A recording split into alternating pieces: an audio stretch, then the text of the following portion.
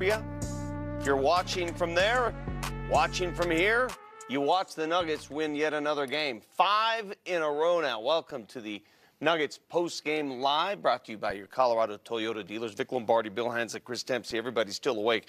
Fellas, the Nuggets bench, first half, they got eaten up, 26-12, outscored. But in the second half, they're the reason they won this game. Yeah, big, especially the fourth quarter, Debs. I mean, Bruce Brown, 10 points, 3 of 3, 2 for 2, and they played great defense. And Valanciunas, I call him the bulldozer points. He's just inside. He had the one put-back dunk and then bang, bang, little jump hook.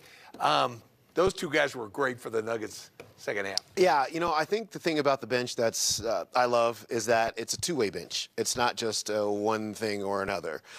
So if they're scoring, they're also defending. So you're doing both at the same time. So you have the ability to maintain leads when Nikola Jokic is off the court or stretch them out when Nikola Jokic is off the court because of their ability to score and prevent scoring. Yeah, let me rephrase. The big reason they won Nikola Jokic is the marvel of efficiency. More on that in a moment. But in the fourth quarter, the Nuggets were only up by 1 when they took off. And I mean took off. A 16-2 run, thanks to Jamal Murray, who scored 9 during that run, including a couple threes. He was feeling it, little mini flurry to get him going. Yeah, all those in the first 3.5 minutes of the fourth quarter kind of gave that Nuggets the life. And then again, Bruce Brown made plays, Valanciunas made plays, and it enabled David Adelman to rest Joker. They didn't put him in until 5 minutes left in the game, and they said, all right, go in, and he does his. See those words right there? That's something we didn't see last year, increasing the lead with Joker's on the bench. Yeah, correct. I mean, they play, it's because they play defense.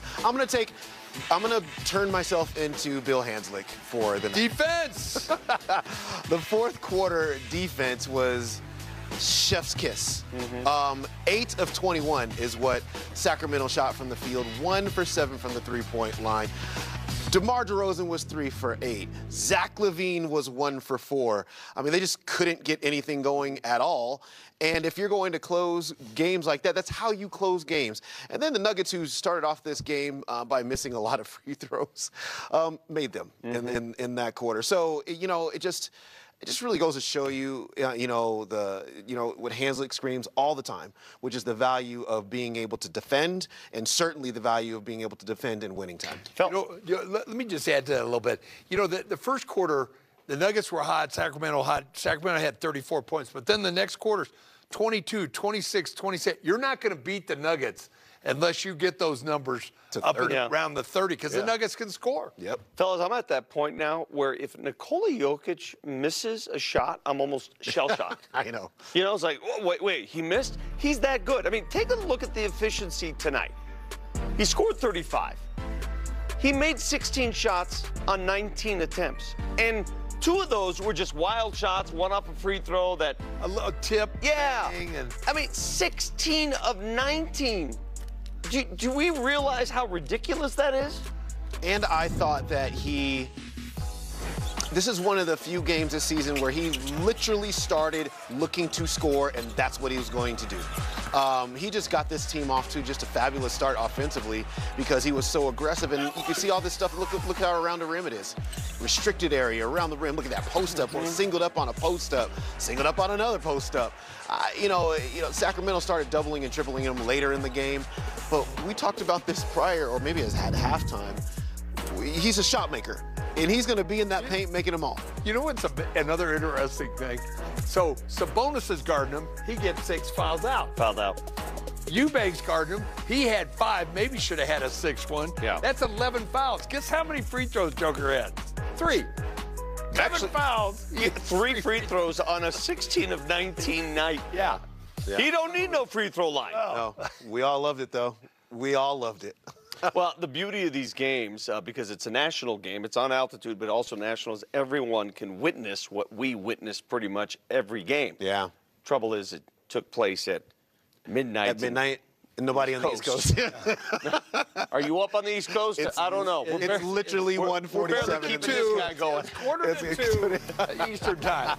When we come back, we'll hear from Coach David Adelman. We'll go inside that Nuggets locker room. The Nuggets have won 5 in a row. Nuggets Post Game Live is brought to you by your Front Range Toyota stores and the iconic, adventurous Toyota 4Runner. By Advent Health, reminding us to never underestimate the human spirit. And by Ball Corporation, who reminds you to choose aluminum. Nuggets start this road trip off right, 122-108 winners over the Sacramento Kings. Let's hear what Coach David Adelman had to say in tonight's Advent Health Coaches Comments. David, what are you seeing from just Nikola's soft touch around the rim right now? He's, especially in two-point range, he's just been outrageously efficient so far. Yeah, it reminds me of years back. He had some wrist issues, last couple of years, and it just seems like he's really comfortable right now. 16 of 19 is absolutely insane. He did it from all over the floor. So, there's not a lot of words to describe what he's doing right now. And he did it in 32 minutes, which is good for us. We didn't have to play him into the ground because that second unit did a great job to start the fourth quarter, which allowed us to keep our guys fresh until the 4-minute mark. It was a really good team win, and Nikola obviously is playing at a ridiculous level. A chance to get to the end of the game without having to bring him back in for a minute? I thought about it. I do think it's unfair. Like Tim had ran so many minutes in a row, and you say, oh, it's only 5 more minutes. 5 more minutes in the NBA is a lot, especially with the way Russ is pushing the ball. Zach's out there, Malik Monk, DeRozan. So the pace of the game was really fast. I just felt like I had to get fresh bodies in there. And it took them a minute to get going, but obviously Yoke and Jamal, the two-man game at the end was spectacular. Coach, you talk about just Jamal's start this season and what's been the key to it? Yeah, I think it just was the summer. I think him figuring out what he needed to be prepared for the season. I think in other summers, maybe he worked too hard. And then in other summers, he thought if I take time off, like the old vets back in the day, I'll be fine. This summer, he had a really good balance. And it's not just the physical, I think the mental, too. Just had a very clear mind. Leadership was great all summer. And it's just kind of continued into the season. I just feel like he's not fighting it. He's just playing. And what's there is there. And it's fun to watch him play right now. He's just seems loose and free out there. Also with Cam, how's the adjustment process? What are you loving and what still needs work? Yeah, I just think he's got to make some shots now to loosen him up. I think his floor game has been fine. As of late, he's played really well off the bounce and found people. Tonight he found the pocket a few times in Nikola. And it's one of those things with our team. We finished some games with Peyton, with Bruce tonight, Tim. And I think that's who we're going to be. We have a lot of guys that can have an impactful night. And it's about the 5 that are playing well that night together. But I think Cam, as he goes through this process of learning our guys that have played together forever, and, he's the new guy.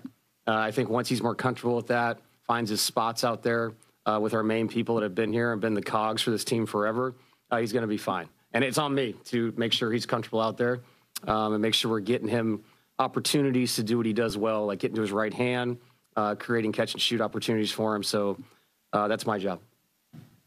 It's a little bit different on the dome.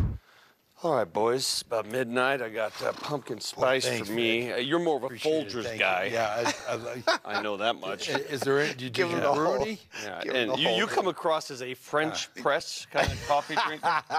Is that what you? I don't even know how to use one of those things. I don't. But go Where's ahead the and cup? brew. Well, Go get us a just cup. drink it from the faucet. It's late. Nick. Listen, you heard Coach Adelman discuss the same thing we discussed. I mean, when NBA coaches marvel at the efficiency of Nikola Jokic, what else do you say? Because what could he do to improve his game? Right there, the efficiency of his that's the improvement this year. When Joker gets like a day off, a day rest, I think he's really lethal. He had 2. And they don't have Sacramento anybody that can remotely match up to him. So when you got him the ball, he scored. Yeah, fixed. The one thing I really love about David Adelman, too, is that, there's these instances in his press conferences where, like, he truly loves the game of basketball, truly loves the players, truly appreciates what he is seeing, even though he's literally grown up his entire life and into his adult life around big-time NBA players, big-time NBA basketball. But he can look at Nikola Jokic and go, that's insane. 16 or 19, that's insane. And you feel, feel the reverence he has for him. Stick your hand under their hands. See if No. Just. Oh, wow. On the glasses. What are you doing? Jeez, what are you doing? I didn't know there was anything in there. God, Oh my God. jeez. Sorry, What is the matter with this guy? Sorry about new that. iPad on Vic. Let me clean this up. We'll be back